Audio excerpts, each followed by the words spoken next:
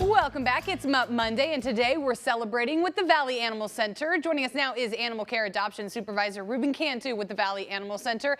Thanks for being here. All right, I love a good old boy, and Fido is a senior dog, so that's who we have today. So tell us about Fido. Yeah. Hey, everybody. So with me, like you said, is my buddy Fido. He is a 10, almost 11-year-old pit bull mix, and he actually came into our care back in 2021 after, after his family unfortunately lost their home. And, you know, he's a great dog, even for an old man. He's a really healthy dog. The only thing is he's an all-white dog. Very commonly, they deal with skin allergies, so he's on an allergy pill.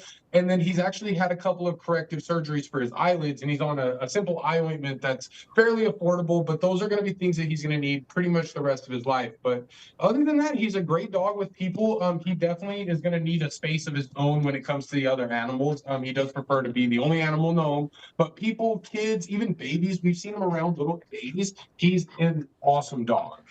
Oh, Fido, he looks like a lover. He looks so, he's a silly dog. I love him. I love that he has so much energy still. So, okay, so you mentioned that we think that Fido would be best in a home with no other pets. How about cats?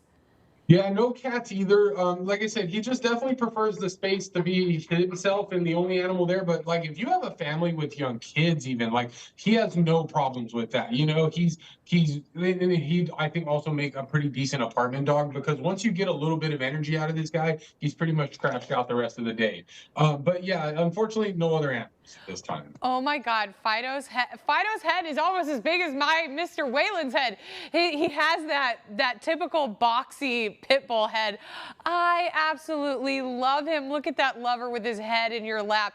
And okay, what's your advice for people that are taking home senior dogs? I just think that sometimes people really want puppies, but senior dogs are so great and they need so much love. So what's your advice if people are adopting senior dogs?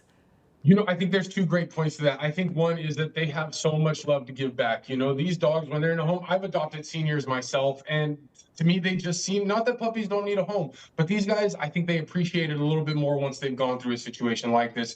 And the other half of that is to also understand that there is a bit of heartbreak when coming to adopt these seniors, because although we wish our time with them was forever, it's sometimes pretty limited, you know, but ultimately, it's understanding that you're giving the best kind of end of life for these animals, because the last thing we want is to see these guys not make it out of a shelter. But by all means, this guy deserves a home, and I think there's somebody out there that's going to fit the perfect home for him.